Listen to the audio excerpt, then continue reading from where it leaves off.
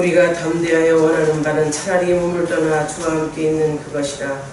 그런즉 우리는 몸으로 있든지 떠나 있든지 주를 기쁘시게 하는 자가 되기를 힘쓰노라. 아멘.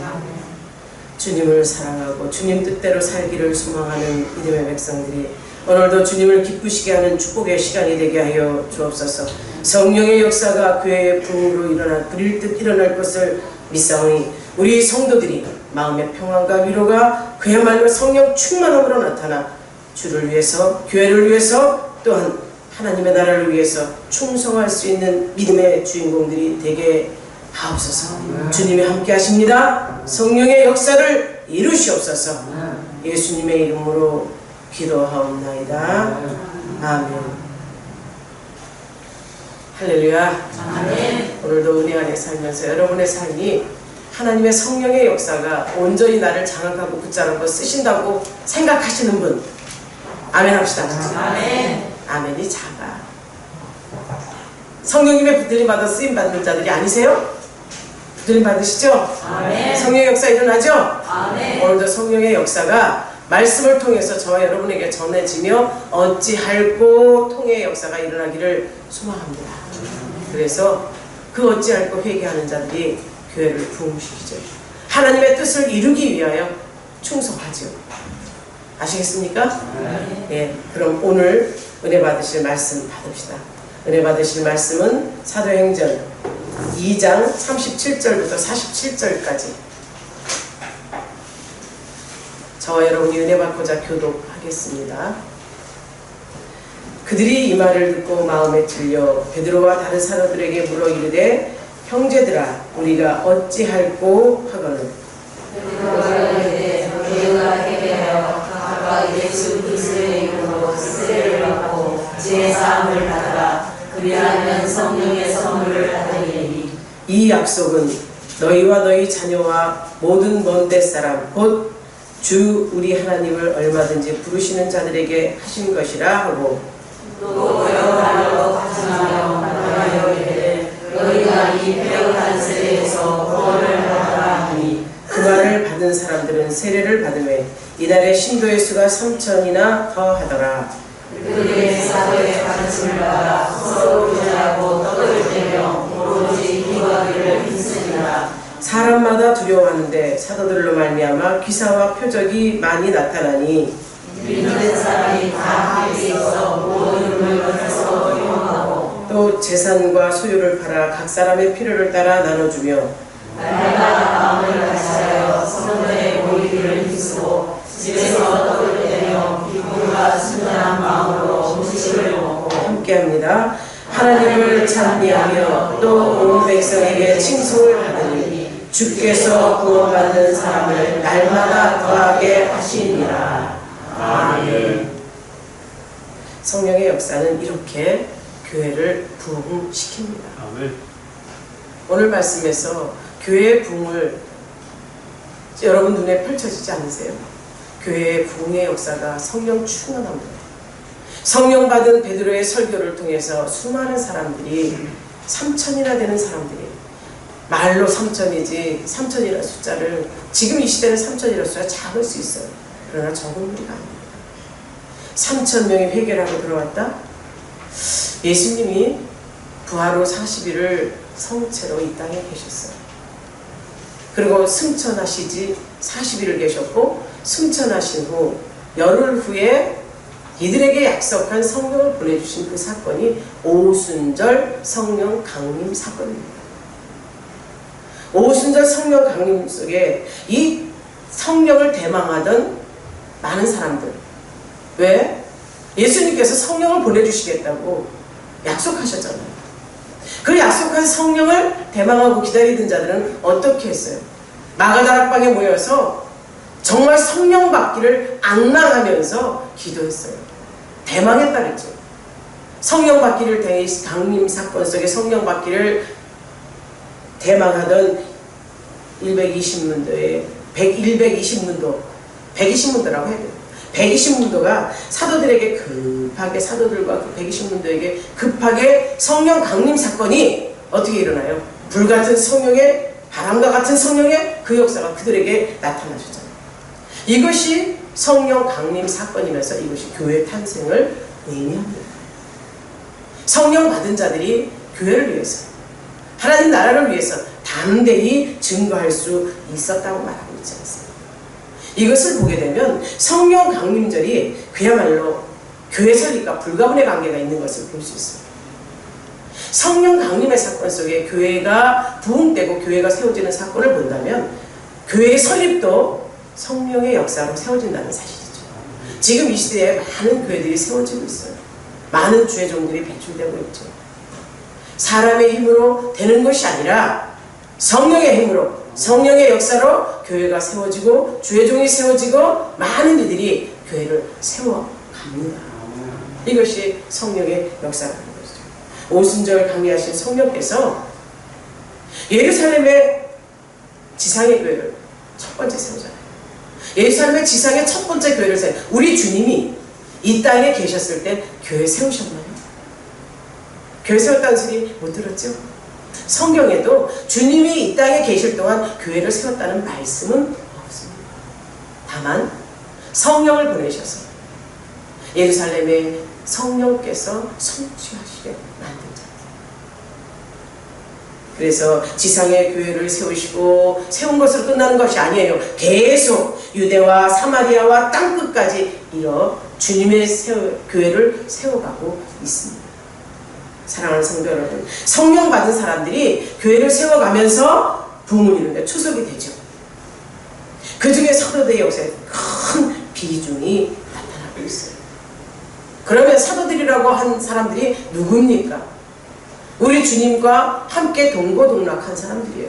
주님의 선택받아서 주님과 동고동락하며 주님의 하신 사역들을 다 본 사람들이에요. 보고 능력도 받았어요. 그러나 이들은 실질적으로 주님이 말씀하신 그 말씀을 가지고 그들 스스로는 할 수가 없었어요. 귀신을 내쫓는데 귀신이 나가지도 않고 너는 누구냐?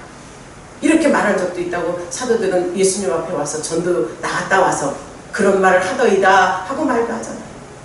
그러나 이들이 성령의 강림을 경험하고 성령이 역사한 이후부터는 그들에게 어마어마한 능력이 생겼어요. 큰 비중을 가지고 그들이 정말 교회를 세워가는데 여기에 베드로의 설교가 오늘 본문의 말씀이거든요. 베드로는 얼마 전만 해더라도 예수님을 부인하죠? 초라한 모습으로 갈릴리 바닷가로 돌아가서 생업에 전념하려고 했던 자예요. 예수님, 나의 주님이 돌아가셨어. 부활하시고 승천하신 모습까지도 봤어. 그랬는데도 갈릴리 바다로 돌아가서 그가 생업에 전념하려고 해요. 먹고 사는 것 때문에 염려 걱정이 되어서 그가 돌아갑니다.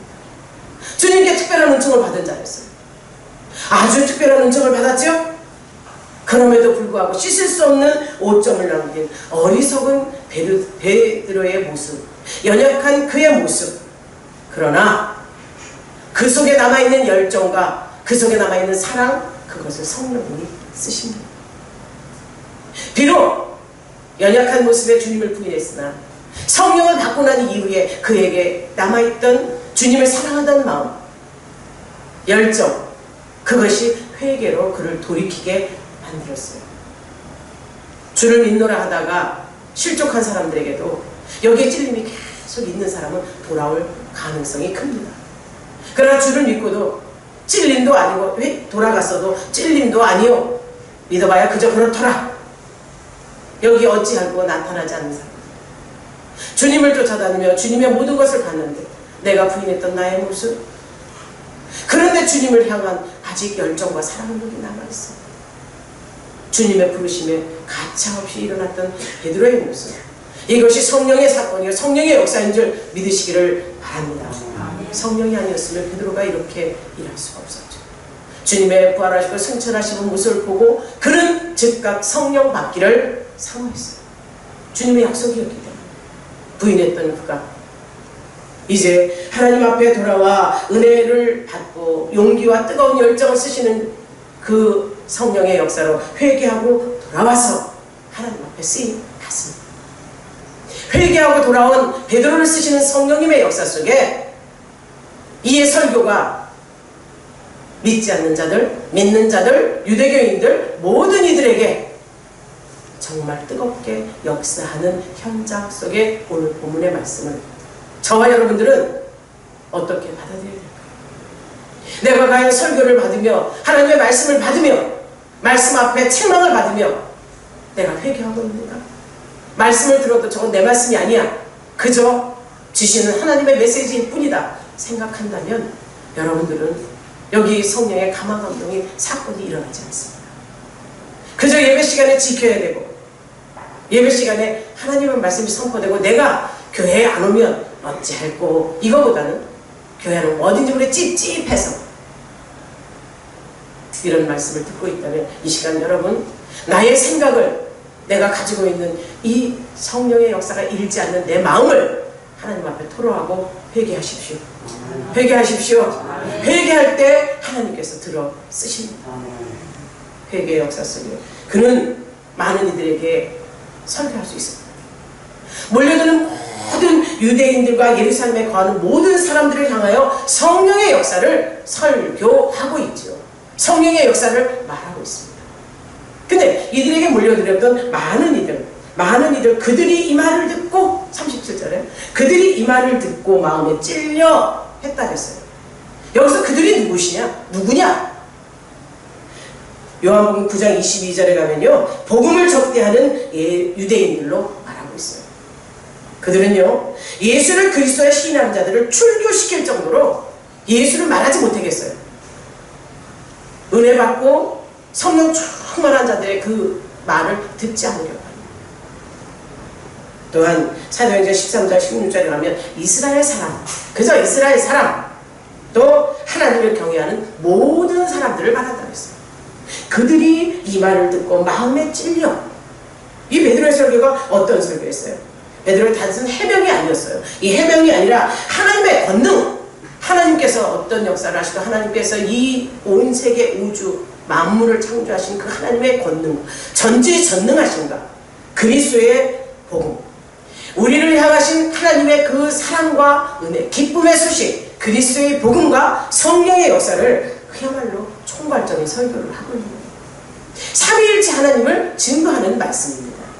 삼위일체 하나님께서 우리에게 하신 우리의 죄인 가운데서 죽을 수밖에 없는 우리를 살리시기 위해 독생자 예수를 품에서 내주시고 그 예수는 하나님이신 그 아들인 예수는 이 땅에 우리 죄를 담당하셨고 그것에 대해서 총체적으로 말씀하고 있습니다.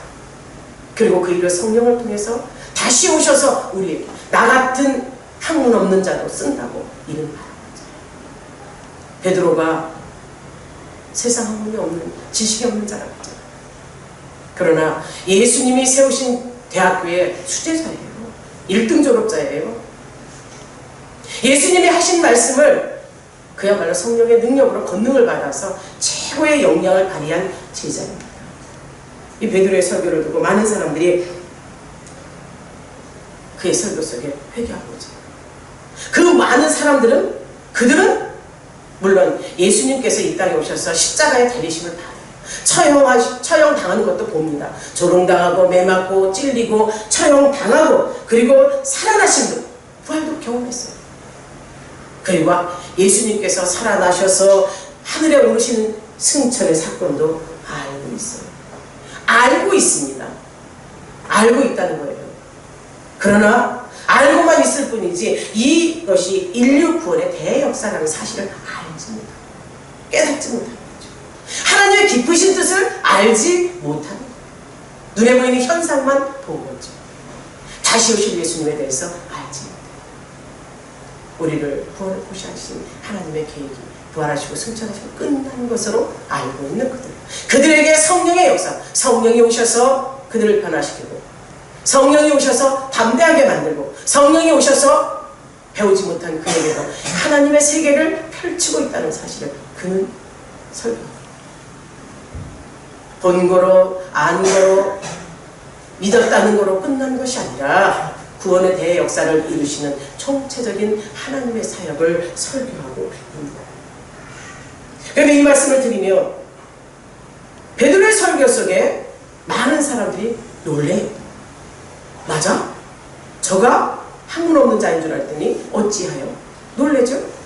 그리고 많은 사람들의 방언 소리에 놀라는 거예요. 각 나라 방언으로 말한다고 했잖아요. 각 나라 방언으로 무슨 소리인지 못 알아들어. 못 알아듣는 사람은 못 알아들어. 자기 나라 말로 하는 그 소리를. 그런데 그들이 베드로의 설교를 듣고 놀라기도 했지만 이제 방언 소리에 놀랍니다. 당황하죠. 그리고 그들 가슴 가운데 찾아온 성령님의 역사. 어찌할꼬. 성령의 뜨거운 것이 가슴에 와서 찌르는 거예요. 찔리고 여기에 애통함이 생기는 거죠. 그들은 양심의 가책을 느끼며 고통스러워합니다. 그리고 형제여 어찌할꼬. 형제들아 우리가 어찌할꼬. 사랑하는 성도 여러분, 말씀을 들으며 어찌할꼬 회개의 역사가 일어날 때 부흥이 있을 줄 믿습니다. 어찌할꼬 하십니까? 내가 교회 안에서 하나님의 말씀을 들으며 내가 변화되지 못한 내 모습, 충성하라고 아무리 말씀하셔도 충성은커녕 나 먹고 살기 바빠, 내일에 바빠, 주일날 교회 가면 됐지, 하나님께서 원하시는 예물을 드리면 됐지. 혹시 이렇게 생각하고 있다면 이 시간 나 자신을 먼저 하나님 앞에 드리면서 회개하시기를 주의 이름으로 축복합니다. 마음에 이 고통이 와야 돼요. 찔림이 와야 돼요. 성령의 역사는 찔리게 하죠. 아프게 하죠. 어찌할 고통의 작업의 역사가 나타나도록 합니다. 베드로의 이 설교에 떨림이 온 거예요. 이 베드로의 설림에 떨림에 또 온 것이 어디 있나요? 예수님의 죽으신 사건을 통해서 엠마오로 돌아가는 두 제자가 있습니다. 예루살렘에 일어났던 사건을 알고 돌아가요. 예수님이 그들과 동행하죠?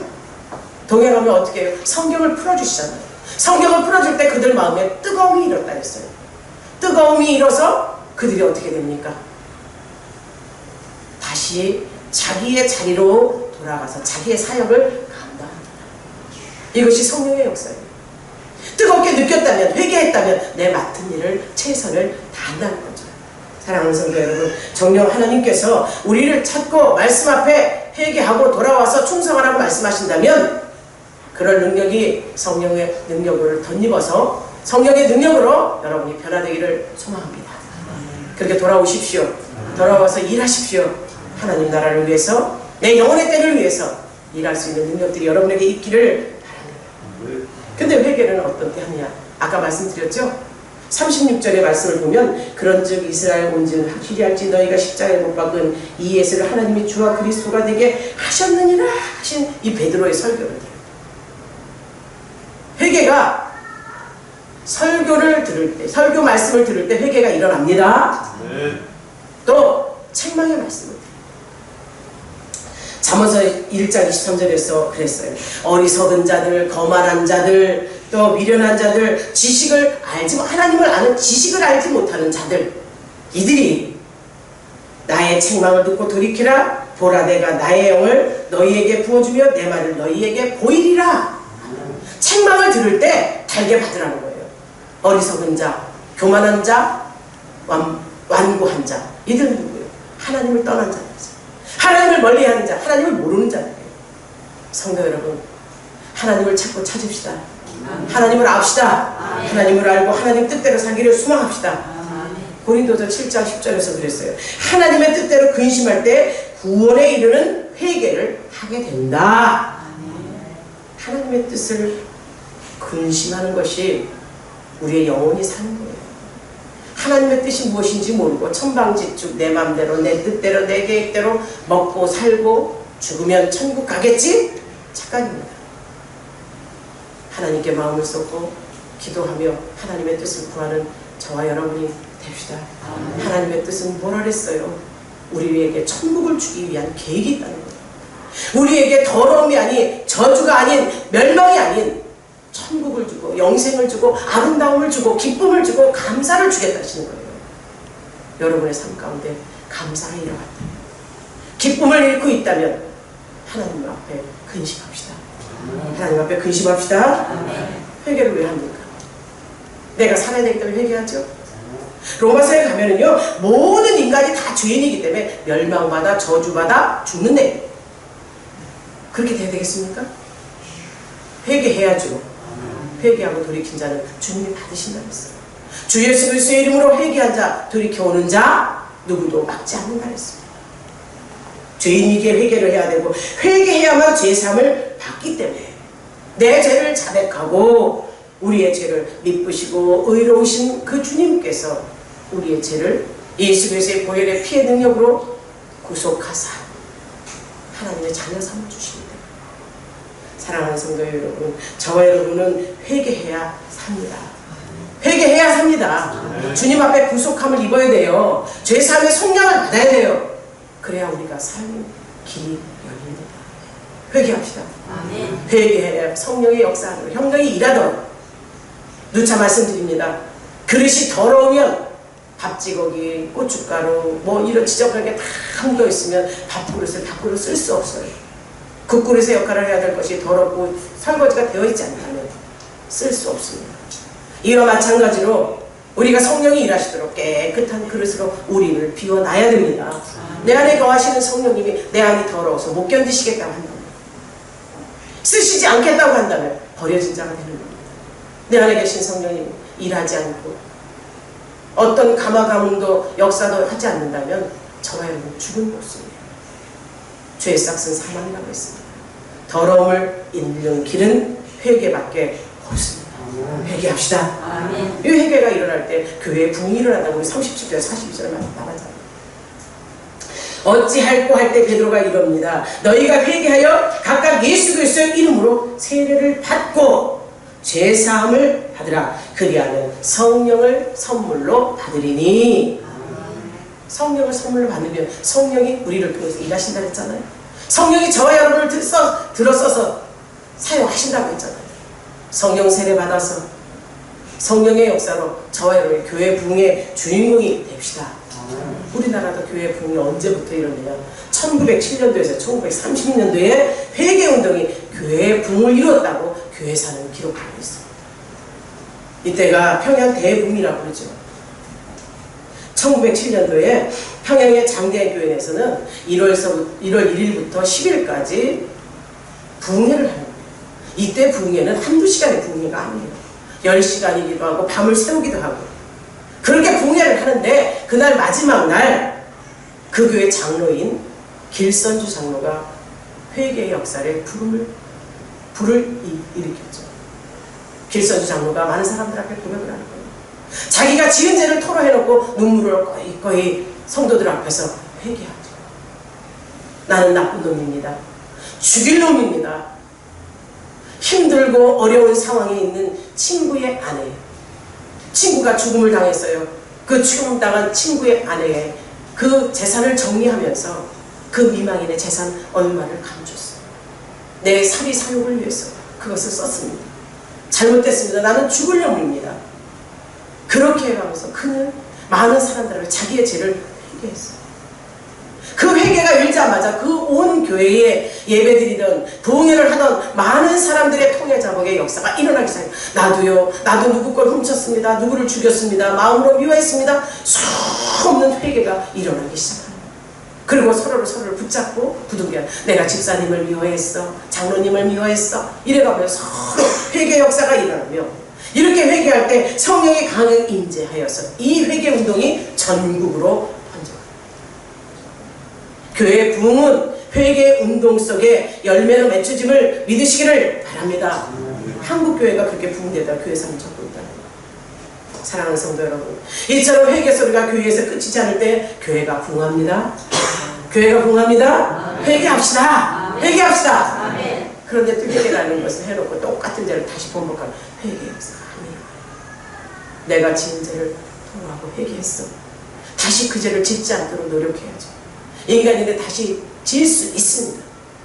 70번씩 7번이라도 용서하지 우리 주님의 마음을 해야 된다면 되돌아가서 또 같은 죄를 번복하지 않도록 회개하는 저와 여러분이 되기를 소망합니다. 교회 부흥은 오늘 말씀을 보니까 모여 가르치며 기도할 때 일어난다고 했어요. 베드로의 설교를 들은 많은 사람들이 세례를 받고 그 제자 수가 3,000이라 그랬네? 3,000이라면 작은 수 아니라 그랬죠. 사도행전 4장 4절에 가면 사도들의 설교를 들은 많은 사람들이 돌아오는데 믿는 자의 수가 5천이나 되더라. 아멘. 사도들의 가르침. 사도들이 성령 충만한 가운데 설교에 이렇게 능력이 나타난 거예요. 그래서 저와 여러분들은 항상 기도할 때 저를 위해서 기도해줘야 돼요. 목사가 능력받고 성령이 충만해요. 여러분에게 탁탁 던지는 말씀에 능력이 나타나서 어찌할꼬 회개가 일어나는 겁니다. 기도하십시오. 주의 종을 놓고 기도해 주십시오. 주의 종이 삐뚤어지고 이 회개의 설교가 아닌 그저 잘 먹고 잘 살고 복 받는 길이 예수 안에 있다. 교회에 와라. 이렇게 설교한다면 여러분 다 떠나야 돼요. 회개하고 돌이켜서 하나님 뜻을 받자와 하나님 뜻대로 행하는 자가 되라. 그러나 핍박이 있다. 고난이 있다. 고통이 있다. 시간을 할애해야 된다. 이런 말씀이 전해지죠. 그렇게 하고 싶은 사람은 어디 있겠어요? 그러나 값진 것을 갖기 위해서는 많은 것이 투자돼야 됩니다. 세상에 값진 보석을 갖고자 하더라도 많은 돈이 들어가듯이 이 땅에서는 볼 수도 없고 구할 수도 없는 값진 보석을 구하고자 하는 저와 여러분은 하나님 앞에 끝까지 많은 것을 드려야 돼요. 시간을 드려야 돼요. 절제를 드려야 돼요. 온유를 드려야 돼요. 모든 것을 다 드려 성령의 열매를 주렁주렁 맺죠. 올바른 신앙생활 속에 주인공들이 다 되시기를 죄로로 축복합니다. 가르침이 교회, 사도들의 가르침이 있었던 것처럼 우리 교회도 이제 하나님 앞에 말씀을 가르치려고 합니다. 말씀이 있어야만 말씀이 하라는 것과 하지 말라는 것과 두 가지로 나뉘어서 하라는 말씀을 해서 살고 하지 말라는 말씀을 하지 않아서 살고 오로지 성경을 통해서 사는 길을 알아갑시다. 사는 길을 알아갈 때 이들이 베드로의 설교를 듣고 회개한 사람들의 일상생활이 나와요. 이 일상생활이 우리가 해야 될 일입니다. 교회 부흥시킬 일이요, 여러분의 영혼의 때를 위해서 기도할 때라는 것을 분명히 말씀할 때 사도들의 가르침을 받고 이들이 서로 교제하며 떡을 떼며 기도하는 일에 전무했대요. 믿으십니까? 가르치고 교제하고 기도하고 전도하는 것, 이게 교회 4대 의무예요. 교회 4대 의무. 가장 먼저 가르치고 배우는 교회를 만듭시다. 가르치고 배우는 교회를 만듭시다. 여기에서 사도는요, 복수요 단수예요. 왜 복수요 단수냐? 이는 이 가르침은 사람들을 이 가르쳤고 복수죠. 그러나 이들의 가르침은 곧 내용이 하나예요. 내용이 곧 예수 그리스도.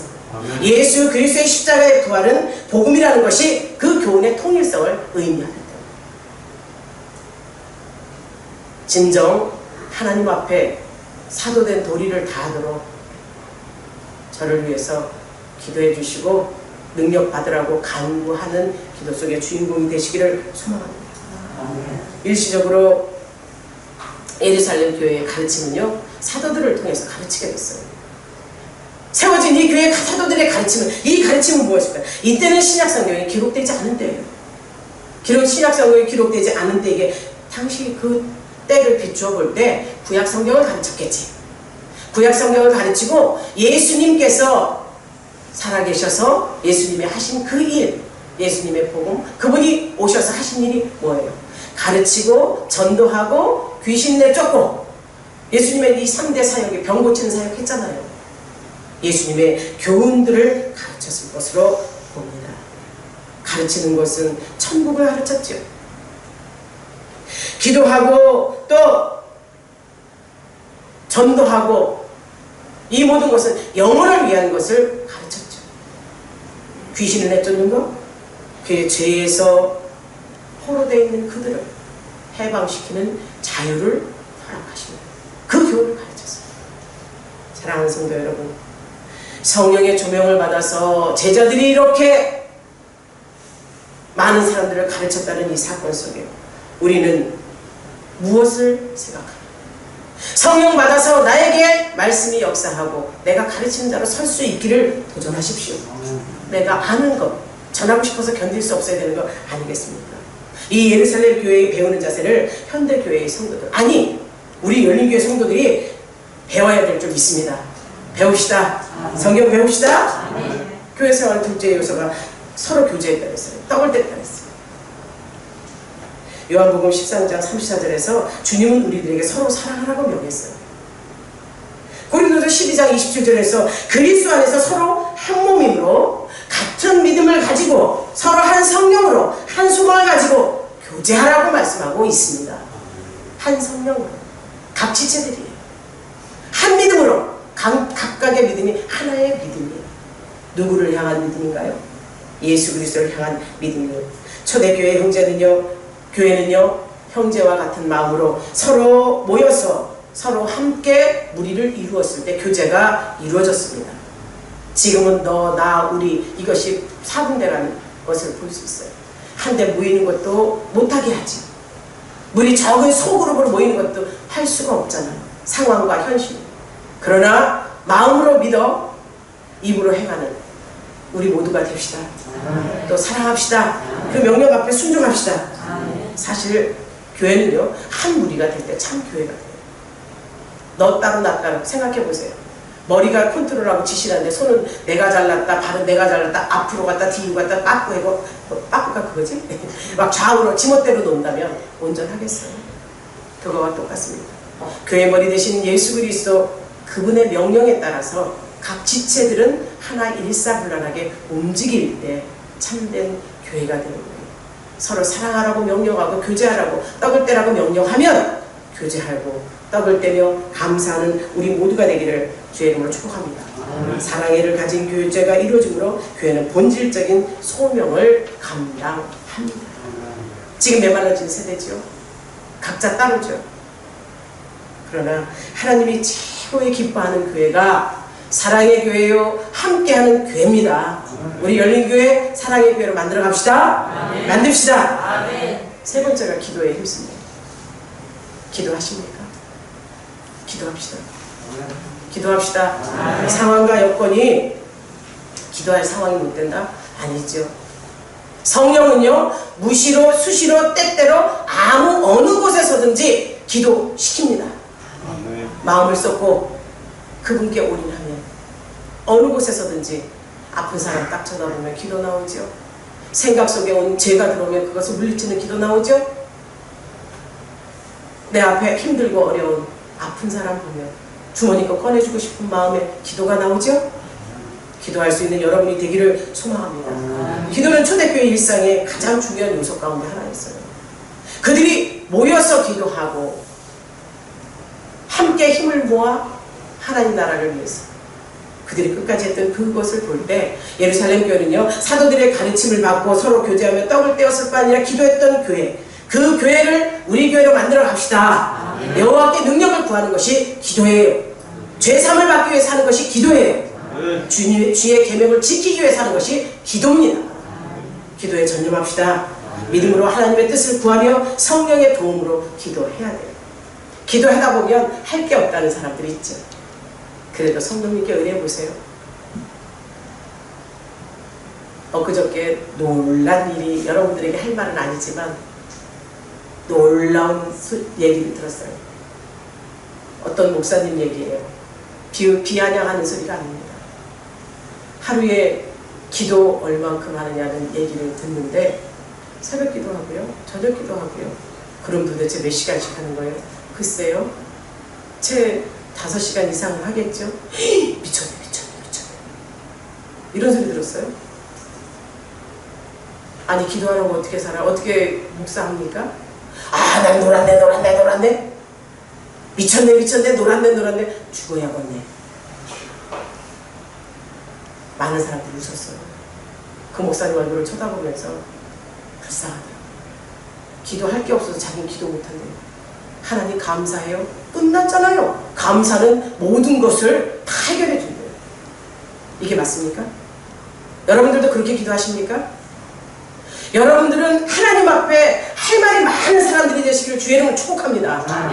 이 모양 저 모양으로 내가 힘들고 어려워요. 아니 누가 어느 집사가 어느 권사가 어느 장로가 힘들어요. 우리 교회 안에 아픈 사람 많아요. 우리 목사님 어디 딴 데 돌아다니지 말고 성도들 위해서 기도하게 해주세요. 이 말씀 전하게 해주세요.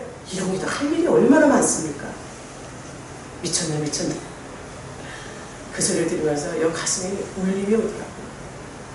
성도 여러분, 기도하여 하나님 앞에 능력을 구하시기를 주의 이름으로 축복합니다. 기도에 힘썼다는 것은요, 그냥 하지 말라는 거예요. 전심전력해서 기도하고 초대교회 한국한 이 기도의 역사가 부흥을 이루었음을 알기를 바랍니다. 이렇게 기도에 부흥이 일어나니 당연히 전도하니 교회 부흥하지 않겠어요?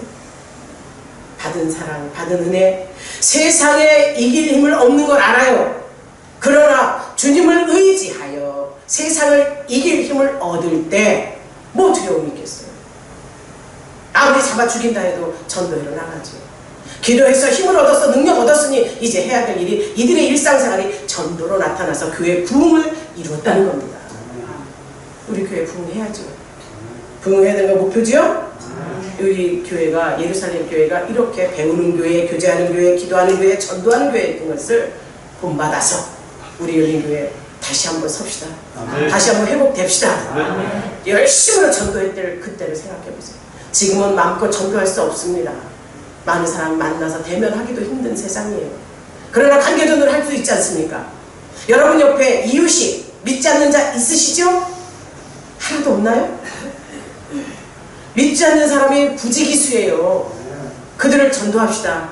주님 전으로 인도합시다. 천국으로 인도합시다. 그 역할을 할 수 있는 저와 여러분이 되기를 주의 이름으로 축원합니다. 기도해서 하나님 앞에 교회 부흥을 이루는 그 가치 있는 일에 쓰임 받으시기를 축복합니다. 그럼 초대교회가 부흥한 결과가 뭐예요? 결과를 알아야지. 아니, 예수 믿고 나 열심히 전도했어. 근데 교회도 부흥되고 했는데 나에게는 뭐가 있어? 이렇게 생각할 수 있습니다. 그러나 교회가 부흥하면 여러분의 마음의 풍성함이 쌓여요. 신령한 것이 채워집니다. 하나님 앞에 받은 그 사랑과 은혜가 내 생명이 영원히 산다는 것이 그게 복이 아닙니까? 초대교회에 보여진 부흥은 있어요. 첫째, 경제적인 부흥이 일었어요. 가난한 자가 없다는 거죠. 여기 말씀을 보면 44절에 가면 믿는 사람이 다 함께 있어 모든 것을 서로 통용했다 했어요. 통용했다. 성전에 모여서 자신이 가진 모든 소유를 공동의 소유로 해서 어려운 사람을 도와줬다는 거예요. 우리 주님이 하신 일, 고아와 과부와 압제자들, 소외받은 자들, 고난받은 자들을 찾아가시고 그들을 위로하시고 그들을 감싸주신 그 예수님의 정신이 이 교회 안에서 이루어지는 거예요. 경제적인 부흥이 잘 살고 못 사는이 없어지는 거예요. 서로 유유상종하고 나눠가고 있는 사람 나눠주고 베풀어주고. 그래서 저는 여기서 이 생각을 했어요. 선교를 위해서, 구제를 위해서 밖으로 많이 하는 거 교회 안에서 이루어져야 된다고 생각합니다. 여러분 어떻게 생각하세요? 우리 교회 안에 정말 때를 굶고 힘들고 어려운 사람이 있다면 정말 나도 모르게 남도 모르게, 아니 이게 무슨 말이야, 아무도 모르게 줄 수 있는, 나눌 수 있는 여러분 모두가 되길 바랍니다. 선교 예물을 그렇게 쓰려고 생각하고 있어요. 지금 선교 예물 많이 모아졌습니다. 여기저기서 들어오고 하는 것들이 지금 한 300만 원 가까이 돼요. 교회에 세운 데 쓸까? 아니면 어떻게 쓸까? 주의 종이 기도하고 있습니다. 우리 성도 중에 정말 이 돈이 없어서 못 견디는 사람들 선교 예물을 쓰고자 합니다. 성도 여러분, 나눌 때 복이 있습니다. 나눌 때 사랑이 나타납니다. 나눌 때 내 영혼이 기쁨이 있습니다. 교회 안에서 이렇게 나눌 때 기쁨이 있고 사랑하는 마음이 생긴다는 것은 정말 우리에게 하나님께서 공동체 생활 속에 형제를 느끼게 해주는 하나님의 뜻이라는 것을 아시기를 주의 이름으로 축복합니다. 교회가 부흥하지 못한 건 성경적이 못하다는 거예요. 우리 부흥이 지체됐죠. 사실 이 부흥을 이루시는 분은 성령의 역사예요. 성령의 역사가 여러분 각자 개개인을 통해서 일하십니다. 그러면 성령님이 나에게 일하시기를 소망해야죠. 성령이 나를 써달라고 애원해야죠. 성령님께 의뢰해서 성령의 역사를 이루어갈 수 있는 축복의 주인공이 되기를 주의 이름으로 축복합니다. 사도행전의 역사는 지금도 있습니다. 진행 중이죠? 진행 중이죠? 너를 통해서, 나를 통해서 사도행전의 부흥한 교회들처럼 우리 교회 부흥의 교회로 만들어 갑시다. 예루살렘 교회처럼, 안디옥 교회처럼, 빌립보 교회처럼, 에베소 교회처럼 우리 하나님 앞에 회개 운동을 하면서 모이는 데 힘쓰고 가르치며 전도하는, 찬송하는 열린 교회로 만듭시다. 아멘. 열린교회를 만듭시다. 하나님이 일하시는 교회. 아멘입니다. 하나님이 일하시는 교회. 아멘. 하나님께 영광 돌리는 교회. 아멘. 하나님을 기쁘시게 하는 교회. 놀라운 기회의 역사가 나타나는 부흥의 교회. 성령 충만함으로 일합시다. 아멘. 기도하겠습니다.